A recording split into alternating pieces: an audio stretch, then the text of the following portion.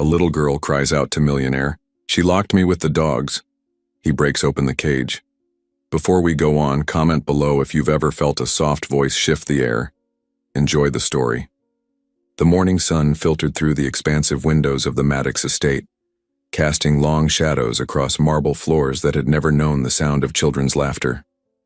Until now. Ryan Maddox stood in his home office, a 40-year-old man whose success in organic food production had bought him everything money could offer, except the one thing he'd never thought he wanted: a family. 3 months ago, everything changed when Sarah Sewell, his former marketing coordinator, died in that terrible accident on Highway 9. Sarah had been a single mother, and in her final moments her only concern was for her 7-year-old daughter Lily. The adoption papers still felt foreign in Ryan's hands, but the responsibility they represented had become the most important thing in his world. Lily Sewell, now Lily Maddox, was nothing like Ryan had expected. Where he was confident and commanding, she was quiet and observant.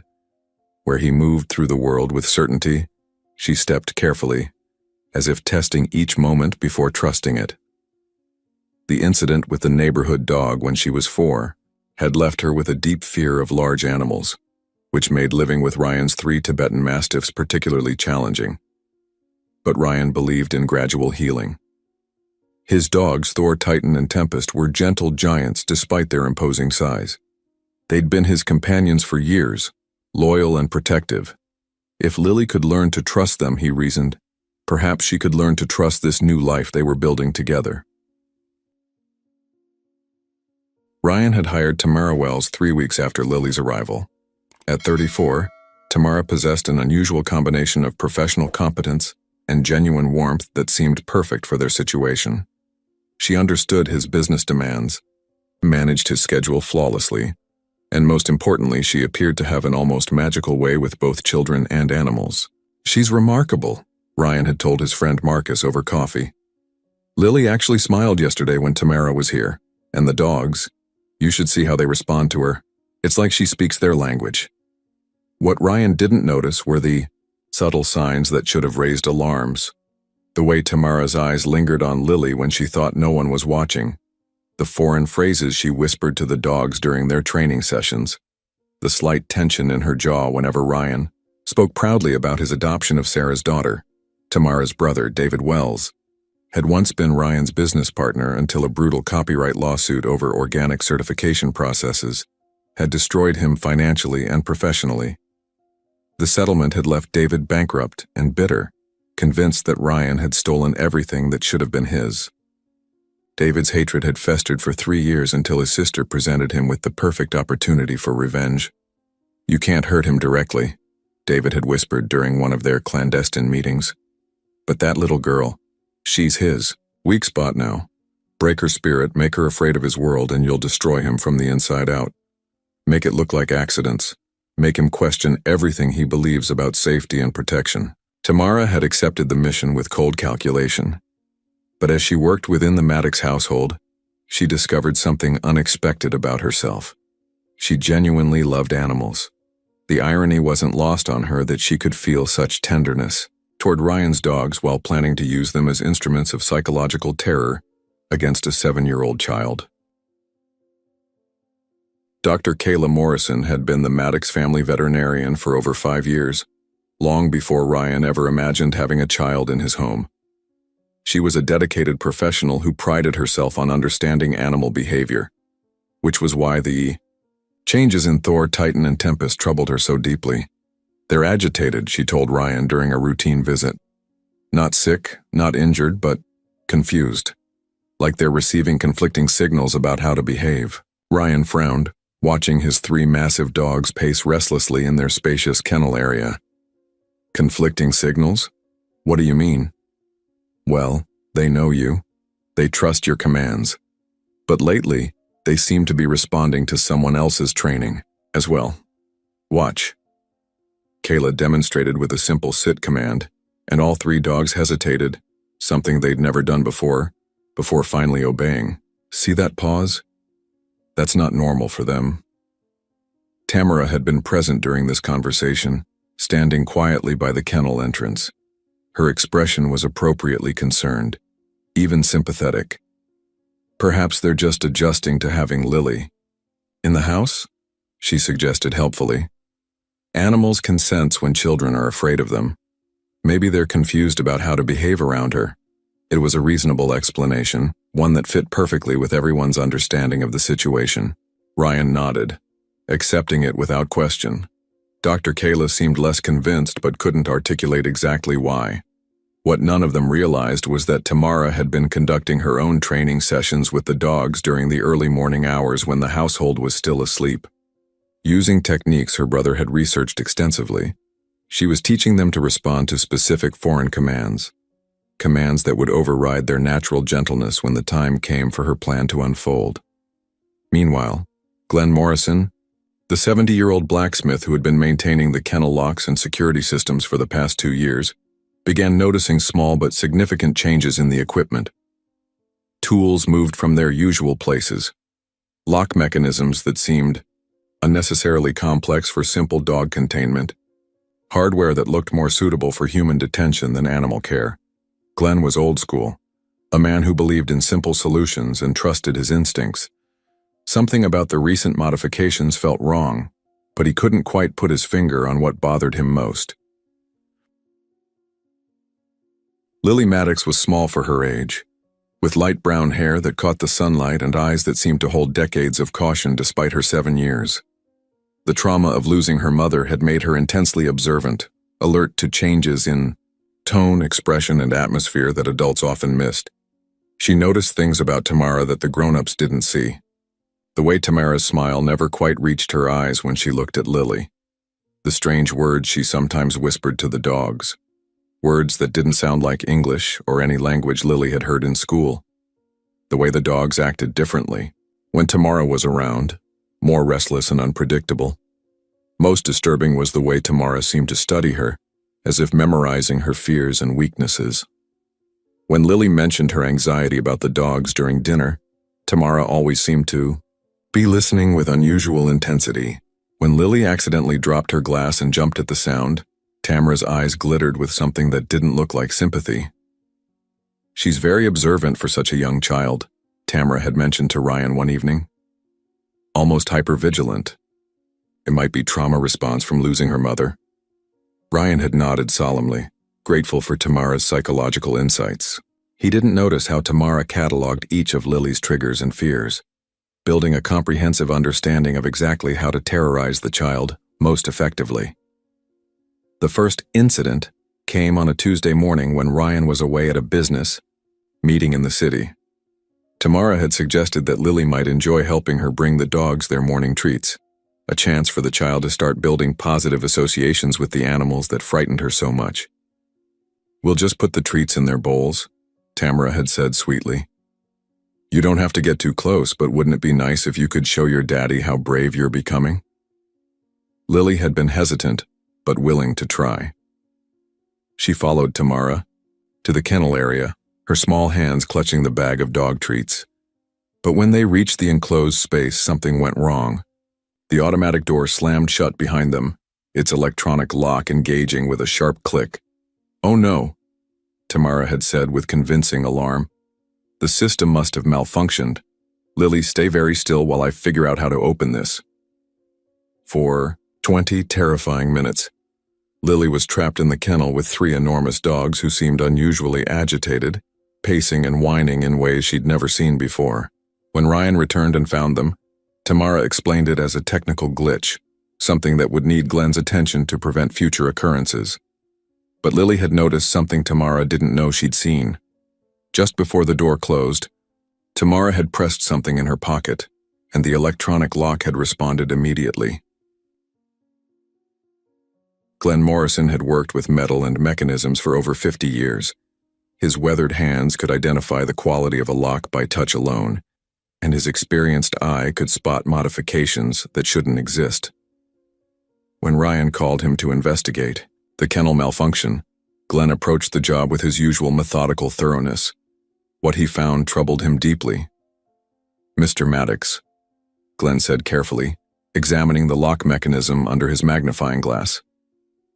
"This isn't the same system I Installed for you last year. Someone's made significant modifications. Ryan looked over Glenn's shoulder at the complex array of electronics and mechanical components. What kind of modifications? Well, for one thing, this lock system has what we call dual directionality. It can be locked from the outside and programmed to prevent opening from the inside, even with a key. That's not something you'd ever need for dog containment. Glenn's weathered fingers traced the mechanism's components. More concerning is this wireless receiver. It's designed to respond to remote commands. Your original system was purely manual. You had to physically be at the door to operate it. Is that necessarily a bad thing? Ryan asked. Remote control sounds convenient. For dogs, yes. But Mr. Maddox, this particular model is what we use for maximum security human detention. I've seen these in county jails and psychiatric facilities. The internal safety releases have been disabled. Once someone's locked inside, they're completely dependent on external operation.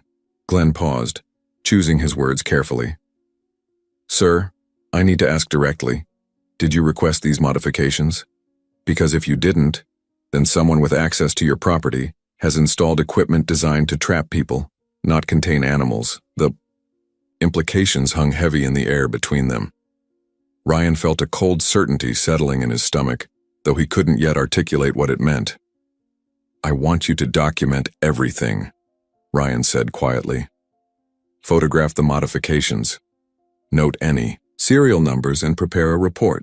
And Glenn, don't mention this conversation to anyone else right now. Glenn nodded gravely. I understand, sir, but Mr. Maddox, if someone's been making unauthorized changes to your security systems, that little girl might be in more danger than you realize.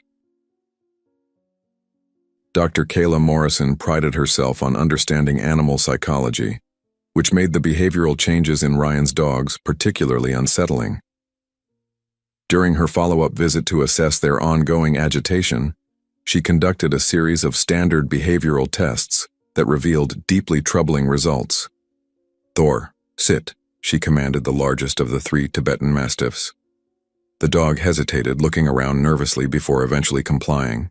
When she repeated the command in a firmer tone, Thor sat immediately, but his posture remained tense, as if he was listening for conflicting instructions.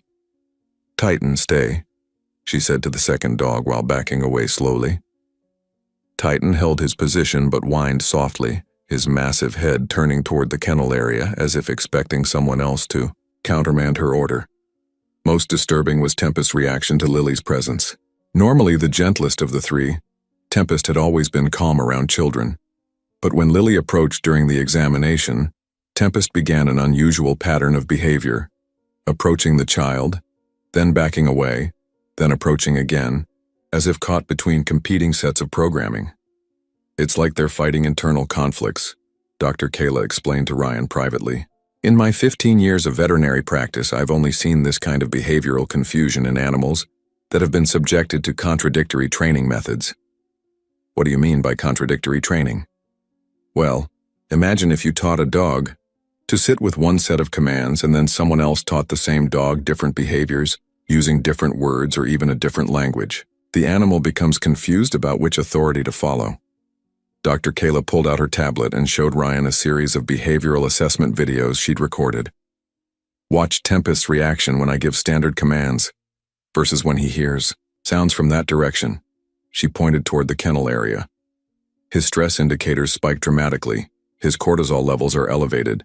These dogs are experiencing chronic anxiety. But they seem fine with Tamara, Ryan observed. She's the only person they respond to consistently. That's exactly what concerns me most, Dr. Kayla said quietly. Mr. Maddox, in cases where animals show this kind of selective obedience combined with general anxiety, we usually discover that someone has been conducting unauthorized training sessions. The animals become loyal to whoever feeds them most regularly, or whoever has established the strongest dominance patterns. She paused, choosing her words carefully. I recommend installing security cameras in the kennel area. If someone is interfering with your dog's training, you need to know about it immediately.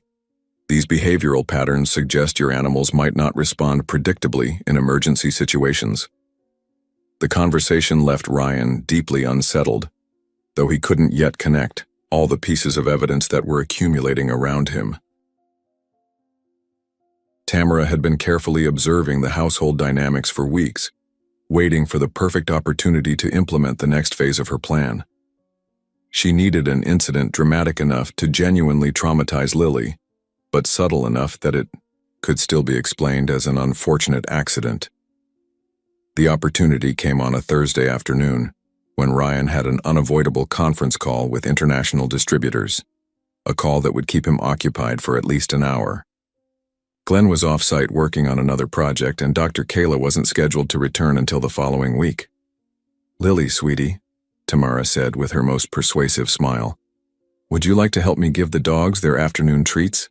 I've been working with them on some new behaviors, and I think they're ready to show how gentle they can be." Lily hesitated.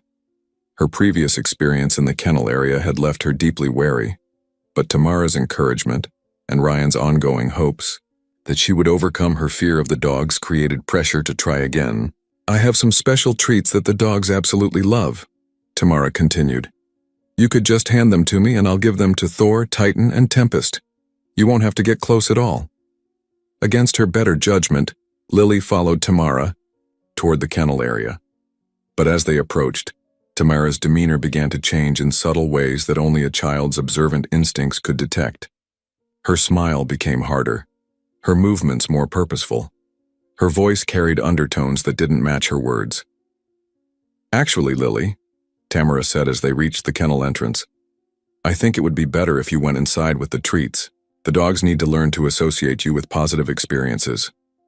"I don't want to go inside," Lily said quietly, her fear making her voice smaller than usual. "Oh, don't be silly," Tamara replied, her tone becoming firmer. "There's nothing to be afraid of. The dogs are locked in their individual sections. You'll be perfectly safe in the main area." What Lily didn't know was that Tamara had spent the previous hour using her foreign language commands to agitate the dogs deliberately, bringing them to a state of controlled arousal that would make them seem threatening without actually being dangerous.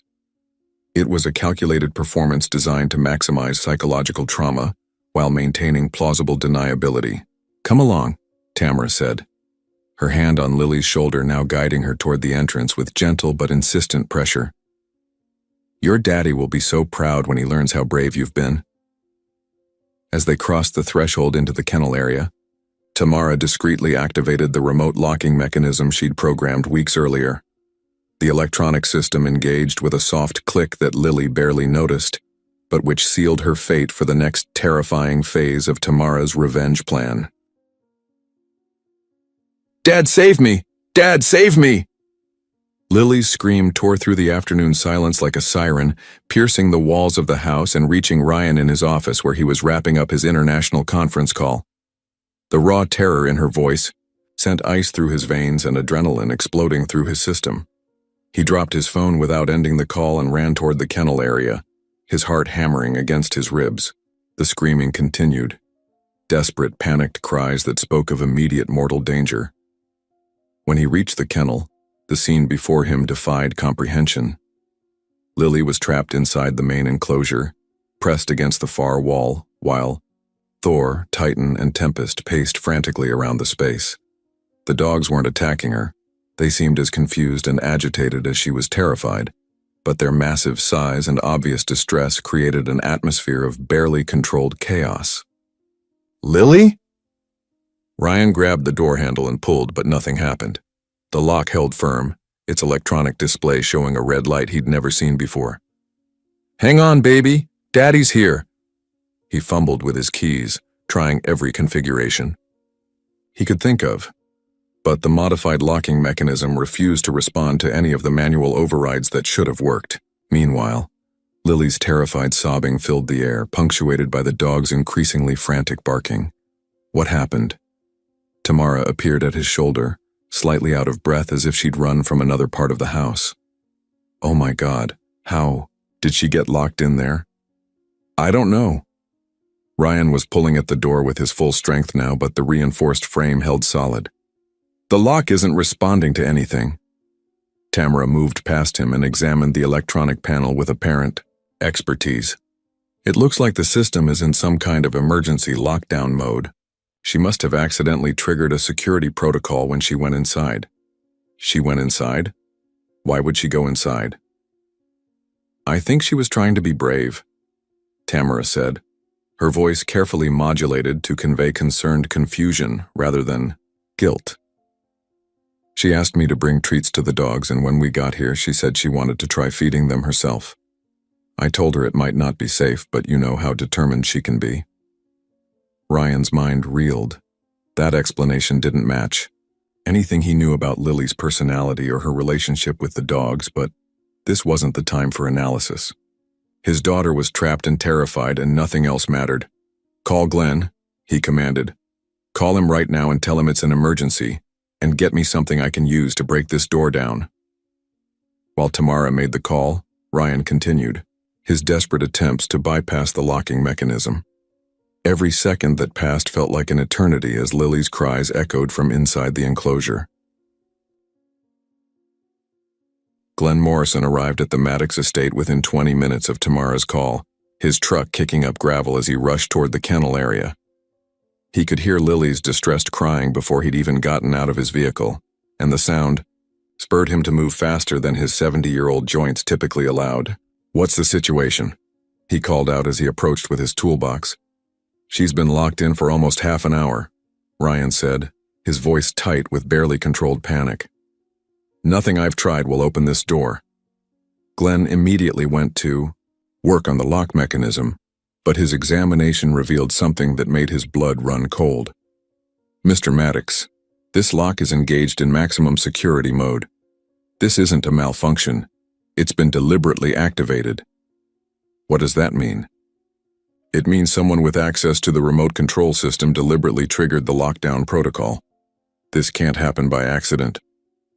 Glenn's weathered hands moved quickly over the mechanism, applying techniques he'd learned during decades of security work.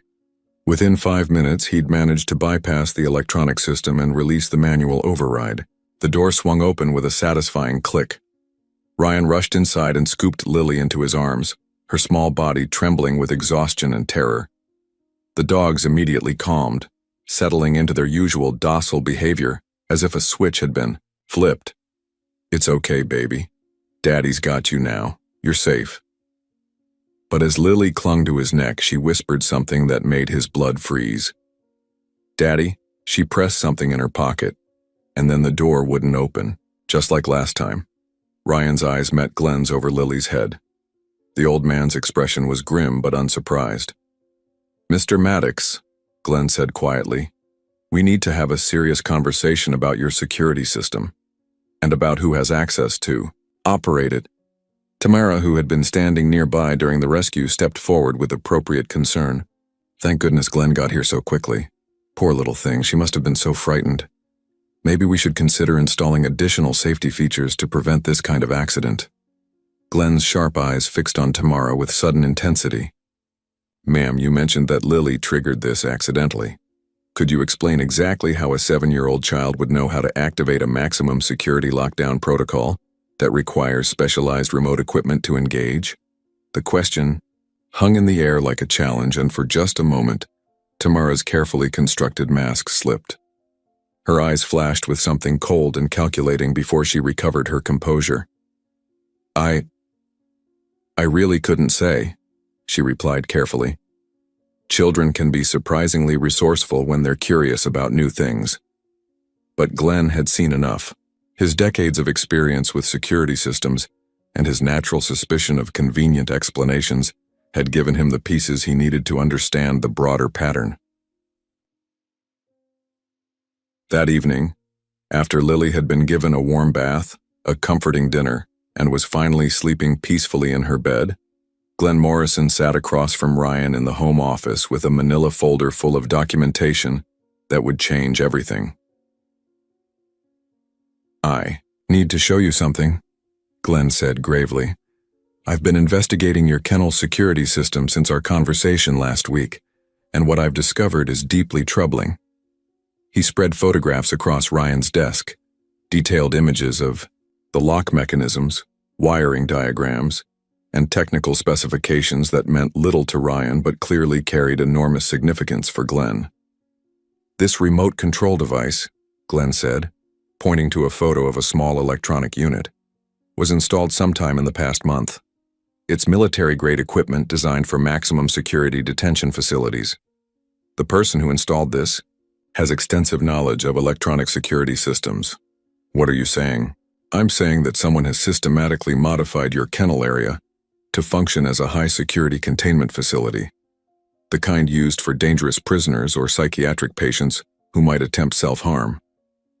The modifications were done professionally, with attention to detail that suggests significant planning. Glenn opened his laptop and showed Ryan a series of technical manuals.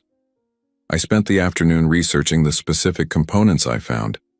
This locking system retails for over $8,000 and requires specialized training to install properly. It's not something someone orders accidentally or installs as a prank. Ryan felt the room spinning around him as the implications became clear. You're telling me that someone deliberately created a trap in my home?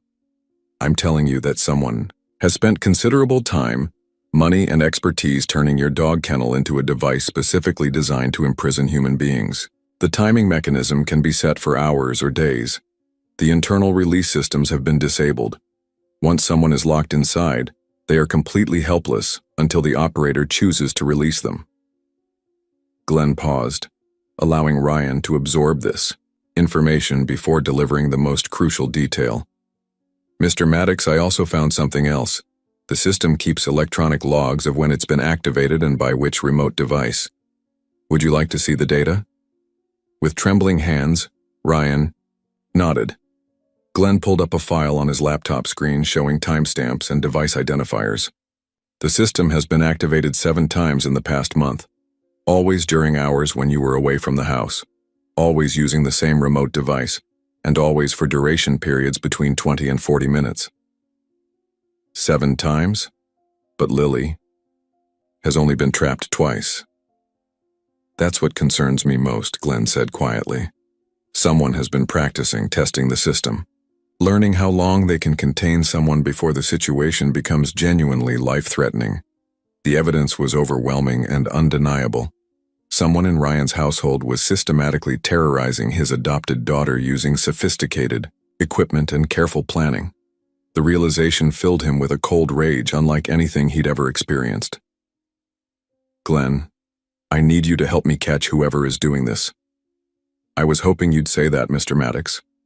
I have some ideas about how we might do exactly that.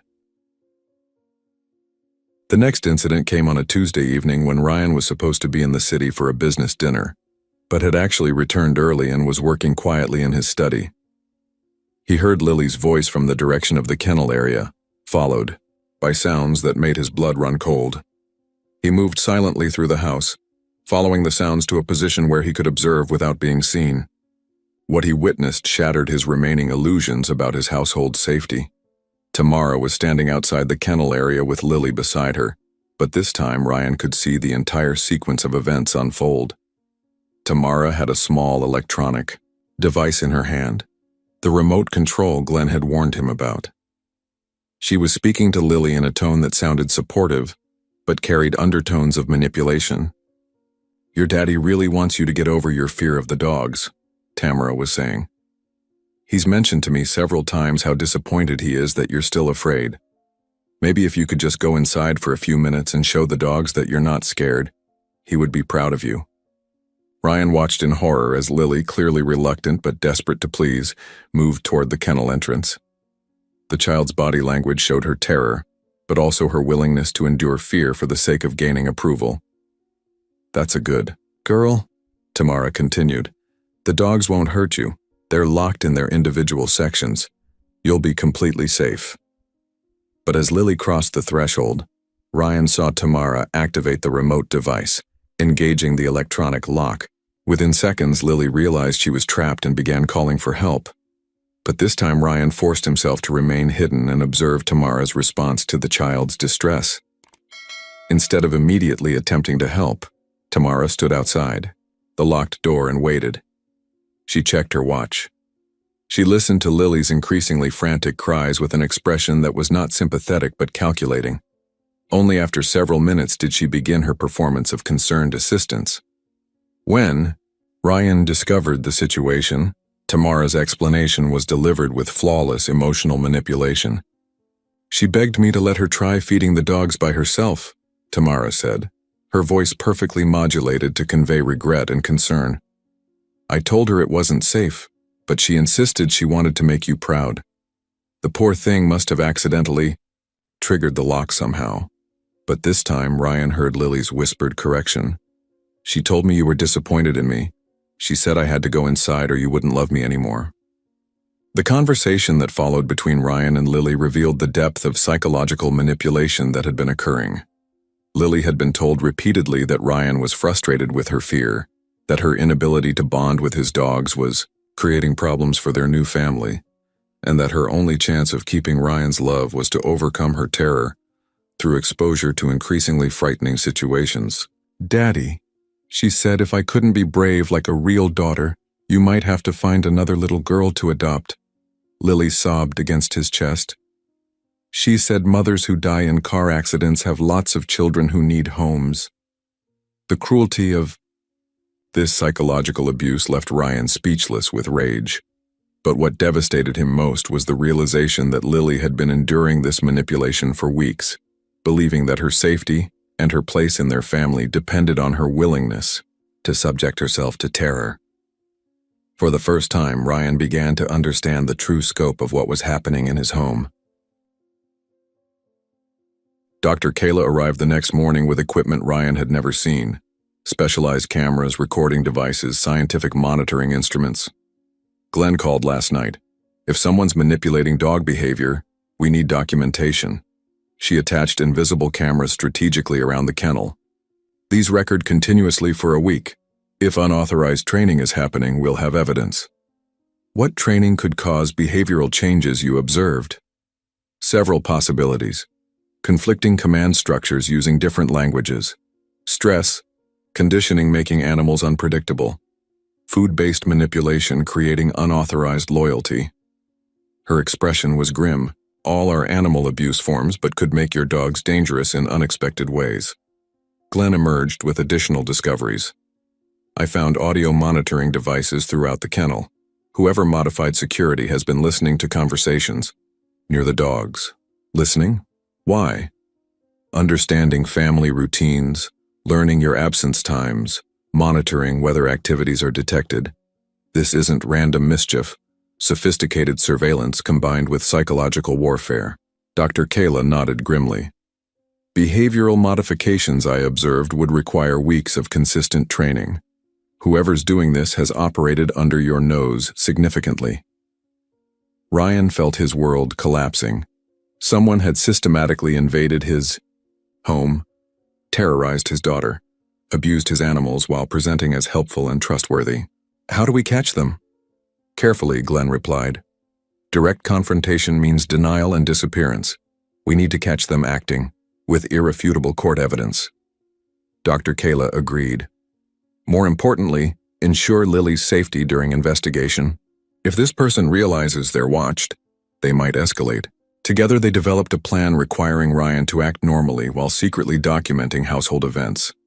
Dangerous, but the only way to protect Lily and achieve justice. "One more thing," Glenn said, preparing to leave. "This sophistication suggests someone with technical expertise and intimate household knowledge. We're looking for someone who isn't a stranger." Glenn's hidden cameras captured everything over 4 days, revealing behavior patterns far more sophisticated and sinister than imagined. Reviewing footage with Ryan, evidence painted systematic psychological torture disguised as childcare. Recordings showed Tamara conducting elaborate early morning dog training using foreign commands Dr. Kayla identified as modified German Shepherd techniques. Dogs were learning to respond to stress signals in ways appearing threatening to children while remaining technically safe. "She's not trying to get dogs to attack Lily," Dr. Kayla explained, watching footage. "She's training them, creating maximum psychological terror without crossing into physical harm. Sophisticated animal psychology used for psychological warfare." More disturbing were audio recordings of Tamara's private conversations with Lily. Manipulation was subtle but constant. steady suggestions that Ryan was losing patience with adoption decisions, that Lily's fears were burdensome, and her family. Place was conditional on overcoming trauma through increasingly dangerous courage tests. She's systematically destroying that child's security sense, Glenn observed grimly. Every interaction increases Lily's fear, while making her believe expressing fear results in abandonment. Most shocking was Glenn's background check on Tamara Wells, using former law enforcement resources. Her connection to David Wells, Ryan's former business partner, revealed deeper motivation. She's not just hired assistants. She's the sister of the man who lost everything in that copyright lawsuit 3 years ago. David Wells declared bankruptcy. After settlement, lost house, business, everything. Timeline suggests she began planning revenge immediately after his financial ruin. Dr. Kayla found Tamara's preparation evidence in veterinary journals and animal behavior research, extensively annotated with child psychology and trauma response notes. She's been studying for months, learning exactly how to use your dogs as psychological torture instruments while maintaining plausible deniability. Documentation revealed Tamara's plan had multiple phases. Current psychological abuse was designed making Lily too traumatized to function normally, forcing Ryan to seek residential treatment. Once Lily was removed, Tamara intended escalating, business sabotage using access to personal and professional information, destroying reputation and financial stability. Long-term revenge plan, Glenn explained. Destroy his relationship with adopted daughter first, then everything else he cares about. She's been thinking 3 steps ahead from the beginning. Ryan stared at evidence spread across his desk. Photographs, audio transcripts, behavioral analysis reports, financial records painting undeniable calculated evil disguised as helpfulness. How do we stop her? Very carefully. She's committed multiple felonies, but she's been extremely careful creating plausible alternative explanations. We need to catch her in an act that can't be explained away. Ryan's hands trembled as he pretended to read his morning newspaper, while Tamara prepared Lily's breakfast. Everything about this normal domestic scene felt poisoned, now that he understood the true nature of the woman who had been living in his home, caring for his child, and systematically destroying their lives. I'll be leaving around 10 this morning for that distributor meeting in Chicago, he told Tamara casually. I'll probably be gone until late evening. Of course, Tamara replied with her usual efficient warmth. Lily and I will find plenty to keep ourselves busy. Perhaps we'll do some work in the garden or maybe visit the dogs if she's feeling brave. The casual mention of the dogs sent ice through Ryan's veins, but he maintained his performance of trusting normalcy. According to Glenn's plan, this fake absence would create the perfect opportunity for Tamara to attempt another training session with Lily. But this time, every moment would be recorded by hidden cameras, and Ryan would be close enough to intervene if the situation became genuinely dangerous. At exactly 10 o'clock, Ryan made a show of leaving for his meeting, driving his car down the long driveway and disappearing around the bend. But instead of continuing to Chicago, he parked at a service station 2 miles away and returned to his property on foot, using routes that Glenn had scouted to ensure he could reach the house without being seen. Glenn and Dr. Kayla were already in position in Ryan's study, monitoring the live feeds from the hidden cameras they'd installed throughout the kennel area and main house.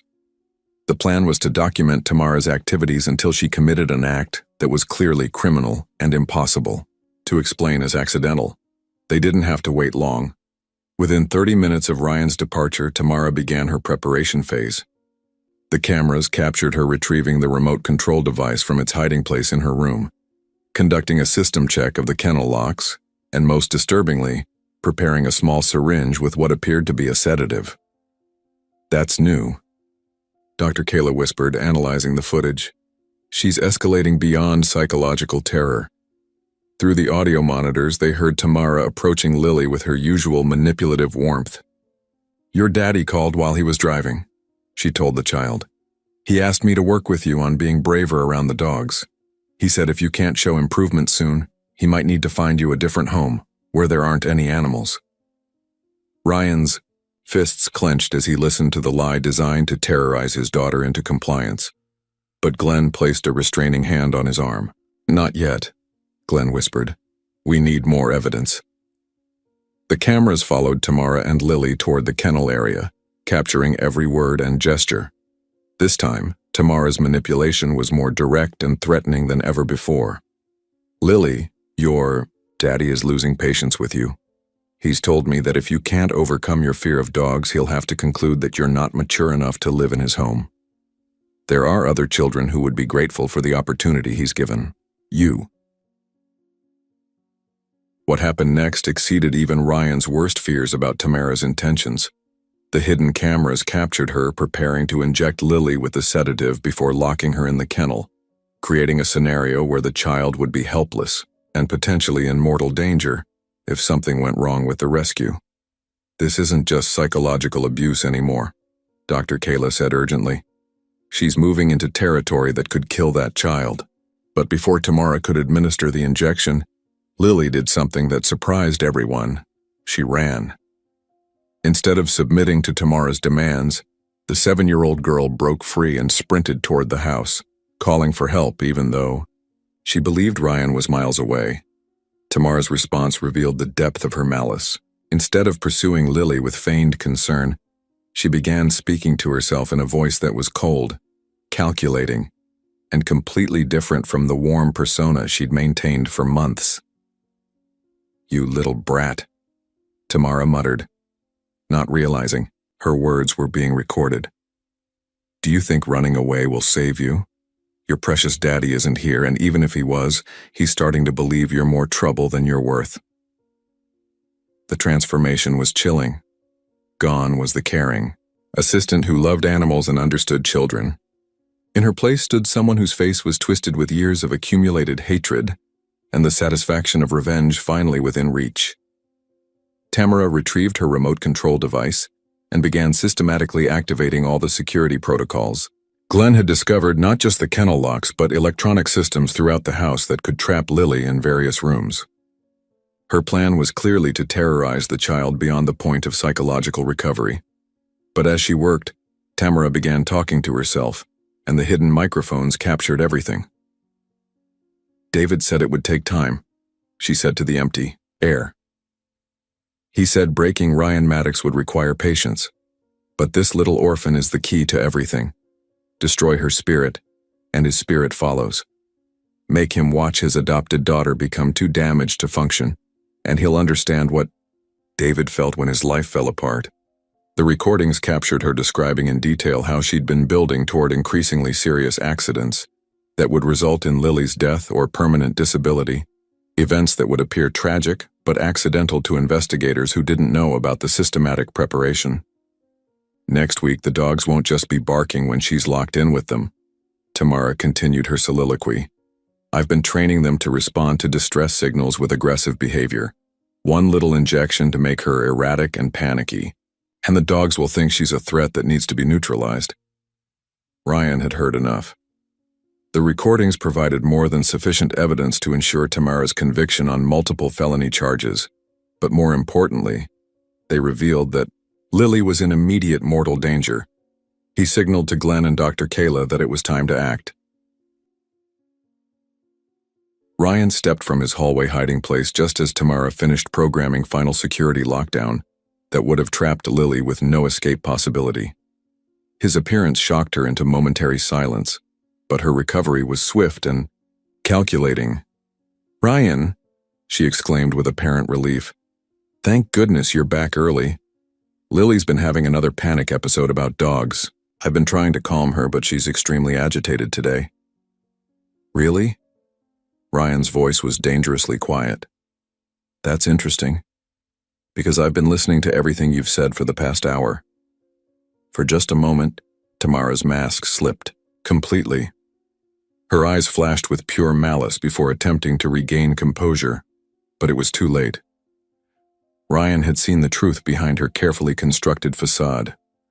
I'm not sure what you mean, she said carefully. I've been trying to help Lily overcome fears just as we discussed.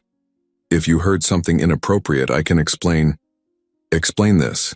Glenn emerged from the study carrying laptop displaying recorded footage of Tamara's activities. Explain why you've been conducting unauthorized dog training using techniques designed to make them aggressive toward children. Dr. Kayla appeared with her own evidence.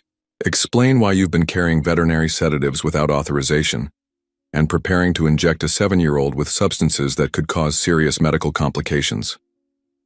Tamara looked around at 3 adults surrounding her, quickly, calculating options. Her expression shifted through several personas: concerned assistant, confused victim, defensive employee, before finally settling on something coldly honest. "You have no idea what your precious business success cost my family," she said, voice dropping to its natural register. "David Wells lost everything because of your copyright lawsuit. His life's work, financial security, future, all destroyed. So you could build your organic food empire." David Wells lost because he was stealing proprietary information and violating partnership agreement terms, Ryan replied evenly. "Courts agreed with evidence.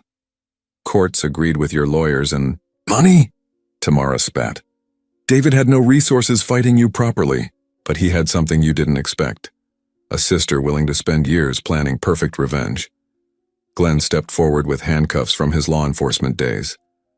"Tamara Wells, you're under citizen's arrest for child endangerment, conspiracy to commit assault, unlawful detention, and animal abuse."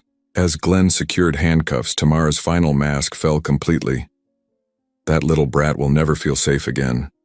Even with me gone, she'll always remember what it feels like being trapped and helpless. I've damaged her in ways that can't be repaired." "You're wrong," Ryan said quietly. "Children are far more resilient than adults who never learned how to heal."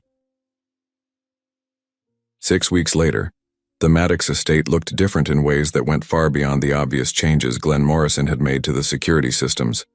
The kennel area had been completely redesigned, with traditional latches replacing electronic locks and open sight lines ensuring that no one could ever again be trapped without witnesses.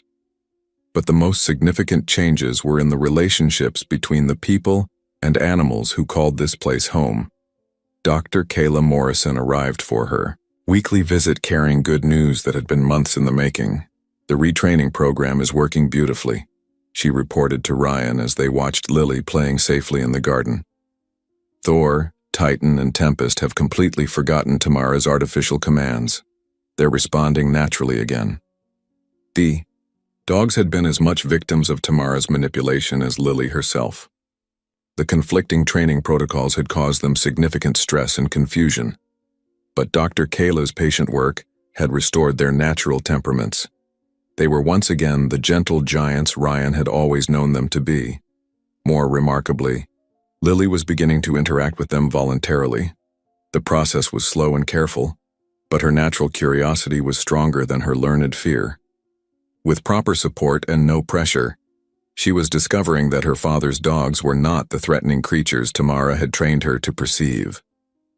"The therapy sessions are helping enormously," Dr. Sarah Chen, the child psychologist Ryan had consulted, explained during her evaluation visit. "Lily is learning to distinguish between real intuition and manufactured fear. She's developing tools to trust her own perceptions instead of accepting other people's interpretations of her experiences." The legal proceedings against Tamara Wells had moved swiftly once the evidence was presented. Glenn's documentation and the recorded footage provided prosecutors with an overwhelming case for multiple felony charges. Tamara had been sentenced to 8 years in prison for child endangerment, conspiracy, unlawful detention, and animal abuse. More importantly, the investigation had revealed the broader scope of her revenge plan, preventing her from carrying out the business sabotage she'd intended to implement once Lily's psychological destruction was complete. David Wells, Tamara's brother, faced his own legal consequences when prosecutors discovered his role in planning and funding the elaborate scheme. The justice system that he'd blamed for his original downfall ultimately held him accountable for his attempt to destroy an innocent child's life in pursuit of revenge. But Ryan found that justice alone wasn't sufficient for healing. True recovery required active construction of new experiences that could gradually replace the trauma Lily had endured. Glenn Morrison's final gift to the Maddox family went far beyond security improvements. Using his connections in the construction and social services communities, He helped Ryan transform the former kennel area into something unprecedented, a specialized training facility where rescue dogs and traumatized children could heal together, under professional supervision. It's called Therapeutic Animal Partnership, Dr. Chen explained to Ryan as they watched the construction crews installing playground equipment designed to accommodate both children and large dogs safely. Children who have experienced trauma often connect more easily with animals who have similar histories of fear and abandonment. The new facility would serve children from the county's foster care system, providing them with opportunities to build confidence and trust through structured interactions with rescue dogs who were themselves learning to overcome fear and aggression. It was a way of transforming the site of Lily's trauma into a place where healing could happen for many vulnerable beings. Lily herself had suggested the project's name during one of her therapy sessions. The Brave Place, she told Dr. Chen, because being brave isn't about not being scared. It's about helping someone even when you are scared. The wisdom in her words reflected the remarkable resilience that children possess when they're given proper support and understanding. Lily's experience with Tamara's manipulation had been genuinely traumatic, but it had also taught her to trust her own instincts and to distinguish between people who meant her harm and those who genuinely wanted to help. 3 months after Tamara's arrest, Lily achieved a milestone that brought tears to Ryan's eyes. She approached Thor, the largest of his 3 dogs, and offered him a treat from her own hand. The interaction was brief and careful, but it represented a triumph over the fear that Tamara had tried to make permanent. "She's not the same little girl she was before," Dr. Chen observed. "She's more cautious now, more aware of manipulation tactics, less automatically trusting of adult authority. Those changes aren't necessarily negative. They're adaptive responses to a real threat she successfully survived." Ryan had learned to celebrate Lily's increased independence and critical thinking skills, even when they sometimes made parenting more challenging. Her questions about people's motivations were sharper now. Her willingness to trust new people developed more slowly, but her fundamental capacity for love and connection remained intact. Most importantly, she had learned that her safety didn't depend on pleasing adults who demanded that she ignore her own fears and instincts. On the 6-month anniversary of Tamara's arrest, Lily Maddox stood before a small group of social workers, therapists, and county officials to speak about her experience at the dedication ceremony for the Brave Place. At 7 years old, she was still small for her age, but her voice carried clarity and strength that surprised the adults gathered to hear her story. "Before the scary things happened," Lily began, reading from notes she'd written herself, "I thought being brave meant not being afraid of anything. I thought if I was still scared of big dogs, that meant I wasn't good enough to be in my daddy's family." Ryan watched from the audience, his heart simultaneously breaking and swelling with pride as his daughter found words for experiences that had nearly destroyed her sense of safety and belonging. "But Tamara was wrong about lots of things," Lily continued. "She told me that being scared meant I was weak, and that my daddy would stop loving me if I couldn't be brave the way she wanted.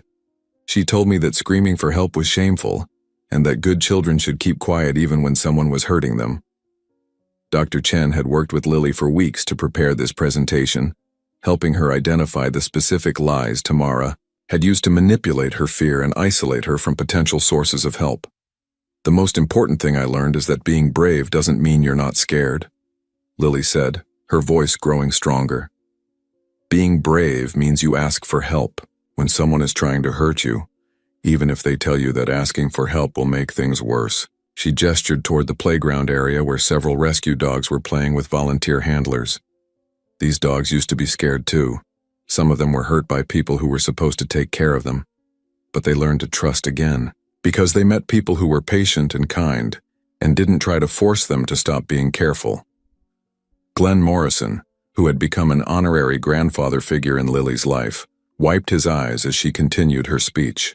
"I want kids to know that if a grown-up tells you that your scared feelings are wrong, or that you have to do dangerous things to prove you're good enough, or that asking for help will get you in trouble, that grown-up is lying to you. Your scared feelings are trying to protect you, and you should listen to them." The simple wisdom of her words carried weight precisely because they came from someone who had survived sophisticated psychological manipulation through the application of principles that adults often forget. And I want grown-ups to know that when kids tell you someone is hurting them, you should believe them right away, even if the person hurting them seems nice to you. 2 years after Tamara Wells began serving her prison sentence, Lily Maddox celebrated her 9th birthday with a party that would have been impossible to imagine during the darkest moments of her ordeal. The brave place was filled with children, from foster care, volunteer families, and rescue dogs who had all found their way to healing through patient work and mutual support. Lily stood at the center of it all, no longer the frightened, isolated child who had been manipulated into believing her safety depended on silencing her own instincts. She had grown into someone who understood that true courage often looks like speaking uncomfortable truths and asking for help when powerful people prefer silence. "Make a wish," Ryan said as Lily prepared to blow out her birthday candles. She closed her eyes for a moment, then opened them with a smile that carried both wisdom and innocence. "I wish that all the kids who are scared right now will find grown-ups who believe them and help them get safe." Glenn Morrison, now a permanent fixture in their extended family, had created a special gift for Lily's birthday, a handmade wooden sign that would be mounted at the entrance to the brave place. The words were carved in Lily's own handwriting, from her speech at the dedication ceremony, "You don't have to be big to be brave." As the party continued around them, Ryan reflected on the unexpected journey that had brought them to this moment. The trauma Tamara had inflicted on their family had been real and lasting, but it had also revealed reserves of strength and connection that he hadn't known existed. Lily's relationship with his dogs had evolved into something beautiful and natural. She understood their individual personalities, helped with their training, and had become their gentle advocate when rescue dogs arrived at the brave place carrying their own histories of fear and abandonment. "Daddy," Lily said as they cleaned up after the party, "do you think Tamara ever learned that being mean to kids and animals doesn't actually make people feel better?" It was the kind of question that demonstrated Lily's remarkable capacity for both justice and compassion. She understood that Tamara's actions had been wrong and harmful, but she also wondered about the pain that might drive someone to such elaborate cruelty. "I don't know, sweetheart," Ryan replied honestly, "but I know that you've learned something much more important than what she was trying to teach you." "What's that?" "You've learned that being kind to others, especially when they're scared or hurt, is what makes people feel truly strong. And that speaking up for people who can't protect themselves is one of the bravest things anyone can do." As they finished putting away the party supplies, Lily paused in front of the wooden sign Glenn had made. "Daddy, I think the sign should say something else too." "What's that?" "It should say that sometimes the most important thing about being brave is knowing when to ask for help." Ryan smiled, understanding that his daughter had learned the lesson that ultimately saved her life and created the foundation for everything good that had followed. True courage wasn't about enduring harm in silence or overcoming fear through force. True courage was about trusting your instincts, speaking truth even when it was difficult, and reaching out for help when you couldn't solve problems alone. Fury, little girl who had once cried out from a locked kennel, had become a voice of wisdom and advocacy for others facing similar darkness. In the end, that was perhaps the most profound victory over the woman who had tried to destroy her spirit. If this story has touched your heart, please like and subscribe to support more content that gives voice to survivors and advocates for those who need protection. Share this story with anyone who works with children or vulnerable populations, because sometimes one person's courage to speak truth can save many lives. What brave step will you take today to protect someone who needs an advocate?